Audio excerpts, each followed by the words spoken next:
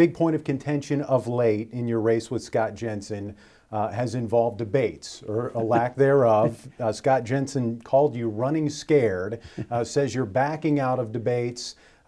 Your campaign has said, well, you just haven't committed to them. Yeah. To my count, those have included Chamber of Commerce debate, State Fair debate, which you did take part in 4 years ago. Why not commit to those? Yeah, well, first of all, the issues that impact Minnesotans are about their families. They want to know about health care, want to know about education, know where things are going. The debate about the debate at a debate, when my opponent brought it up, is kind of the stuff they get tired of. We've debated already. We'll continue to debate when we go. I think, the one thing is Minnesotans seen a lot of me. They know that I'm out there a lot. I take an awful lot of questions, probably, I think it's safe to say, more than any other governor had. And we're doing the work. I got a day job and we're still doing it. We always agree to do these. Pretty typical to do, a couple, 2 or 3 is what happens. State Fair, it was an open seat. I think you can stretch back 30 or 40 years, a governor who's in office has not done one. But I'm open to it. We'll do more of them. But I think it's important that debates have to be centered on truth. Obviously, there's a big difference between my opponent and I when it comes to how you deal with COVID. Not being able to speak on a lot of platforms because of the misinformation my opponents put out. I think that's not a good thing for Minnesotans. So in a debate, we'll have moderators that'll make that case, and I look forward to it. Any word on when that next debate will be? No, I think our team's working on it. The one thing we're working, making sure it has the broadest reach across the state. We want to make sure that it's not just isolated to, one, that we have a broader audience, both TV, radio, and those things. A big development in our area today has involved education. Duluth School Superintendent John Magus tweeted a plea to you this afternoon directly, and I'll read it here. He said, quote, "Despite the hard work of many caring educators, school districts are facing significant staffing shortages." He says, "I respectfully encourage Governor Tim Walz to ask for a special session of our legislature to utilize a portion of our $9.2 billion budget surplus to address this vital need." End quote. You're an educator yourself. Your response? I totally agree with the superintendent. It's ludicrous that we're setting on. We agreed to a deal. We agreed to the numbers. We have $1 billion. For Duluth, for example, my sons in the St. Paul school districts, they've got to cut $20 million. The funding that they would have received from us was $19.8 million that is sitting there. This is Minnesotans' money. Republican Senate walked away from this deal. I asked for nothing special other than what we agreed upon, and so the superintendent's right. They should come back. They should agree to come back, pass the deal that we agreed upon. So I'm in total agreement. I encourage the legislature to agree to come back, agree to our deal, to fund the schools that we agreed to back in May, and take this pressure off them to make sure our teachers can teach and our students can learn. Turning to what is perhaps the most divisive issue in this part of the state, copper nickel mining. In the past, you voiced your support for PolyMet, which is now pretty much at the finish line. Then there's twin metals, which is perhaps the most divisive proposal of all when it comes to copper nickel mining. You criticized the Trump administration for attempting to fast track that copper nickel project. But in February, your administration ended consideration of Twin Metals' mine plan. Doesn't that also prevent the opportunity for them to prove they could potentially do that kind of mining safely? Well, we follow what the federal guidance is on this. And on all these projects, something I've said that's very clear, the governors don't decide and pick and choose which projects are at. I've been supportive of projects that make sure that Minnesotans are able to compete in a global economy. The one thing I've said about these projects, whether it be pipelines, whether it be water treatment plants, whether it be highways, follow the law, follow the science, follow the process on this. The courts are there to make sure that those things happen, but the federal government has withdrawn. My criticism is why wouldn't we finish the environmental impact statement to see when they pulled that back?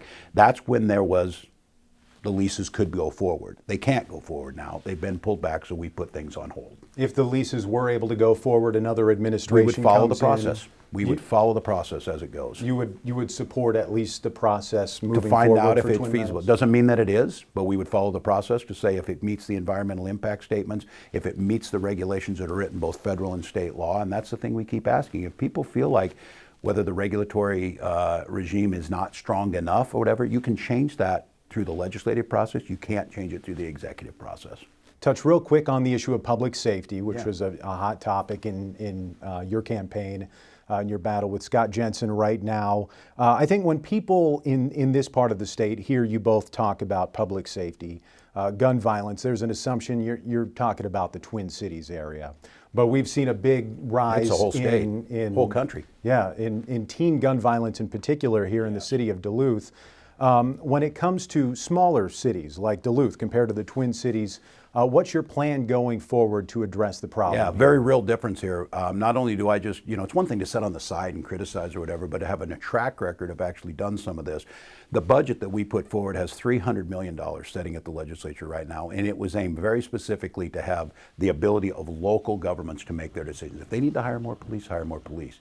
If you need to help pay for firefighters, pay for firefighters. If you need to buy more equipment, buy more equipment. And making sure that we're partnering, because the front line of these work is done is by local jurisdictions, both cities, counties. The state, of course, we have the State Patrol for the trunk highway system, and we can be there to support them. But I think one of the biggest things is one, making sure we're funding locally. Two, making sure that we are getting these weapons that are both unregistered, unserial number, in many cases fully automatic with 50-round magazines that go with them, making sure we're passing good legislation and thinking about how that works, and then looking at the causes of this. How is it that the average age of someone carjacking is 16? How do we make sure that we're doing those things that we know have a reduction in crimes? I have been asking for 3 years to increase the size of the State Patrol and to increase BCA funding. They're the ones that can do the work on these firearms, connecting them to crimes, helping get convictions on them. And the biggest thing the state can do is to fund local entities in this. The easy thing is that, what's happening with these folks? Why are they doing it? And then say you're going to be tough on crime.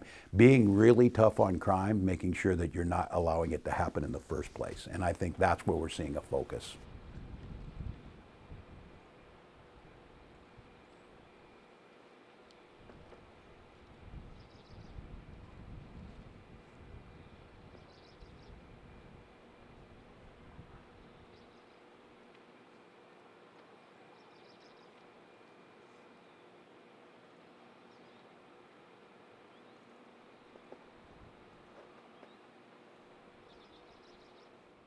During last month's debate, which I moderated, I asked you and the governor about copper nickel mining and twin metals in particular.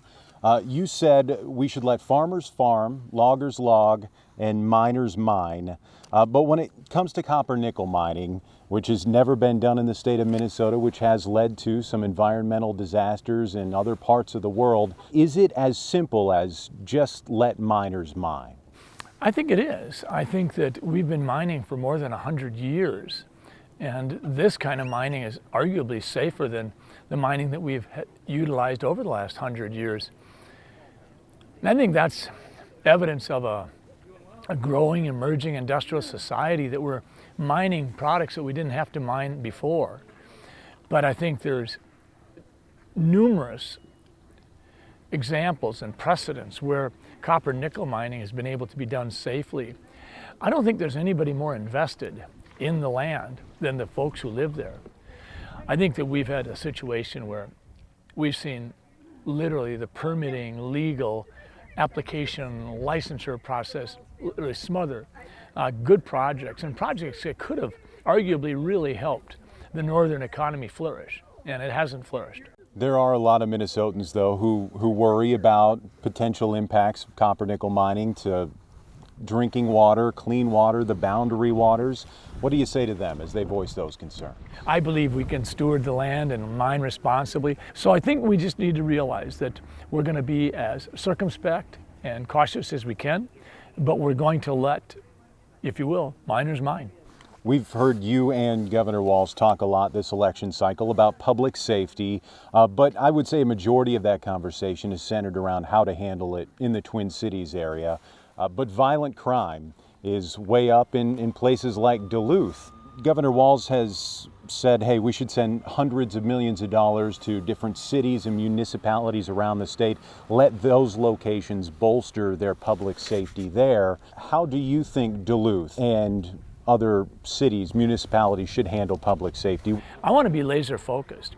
We need to help cities across Minnesota restore public safety. And that means we need to fund cops. We do not need to be coming up with some, if you will, new chunk of money for nonprofits to have people community servants walking the streets unarmed. They are not going to stop crime. We need to be clear on this. We need more cops on the street corners. We need to respect the work they do. We need to understand that incarceration has to be a tool used to stop recurrent violent felons. You mentioned investing more in police, but we have a shortage of police officers all around the state. That's true of Duluth, that's true of the Twin Cities, other places. How do we attract more police officers back into that workforce? So first off, let's be really clear with police. Qualified immunity is going to stick with them. They are not going to have to worry about that being jeopardized. So we need to retain the cops we have, but we need to recruit as well. Where are we going to recruit from? Right now, police have been demoralized. The media plays a role in that. Tim Walz plays a role in that. I would say this: if we want to recruit on a short-term basis, we may well have to go back into the pool of police officers that have retired within the last 3 years and see if we can pull them back into active duty. And we need to do that in a way that will be attractive to them. That's going to be some funding. It's also going to mean qualified immunity has got to be a given. We need to, that'll be potentially our biggest source of more police officers in the next 3 years. And a long-term approach is we have to go into our school systems and offer children, if you will, even at the level of the middle school, if you have an interest in law enforcement careers, we want to create a track where you can learn more about it. Would you want to go this direction or this direction or this direction? You mentioned education there. When I sat down with the governor back in the summer, we talked about education.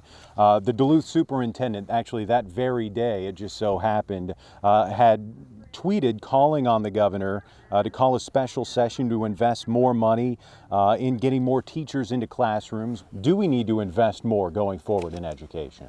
Should we be having more dollars pumped into the classroom? Absolutely. If you look at the graph in terms of our increased spending, it isn't going to teachers and the classrooms. It's going into the administrative costs and the collateral costs.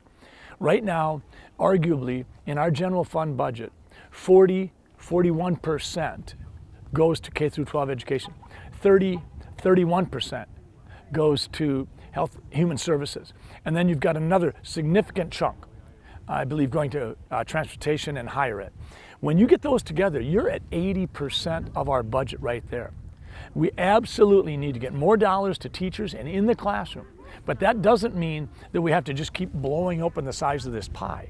We need to be thoughtful. I think it's a question of how do we most effectively deploy the dollars we're spending.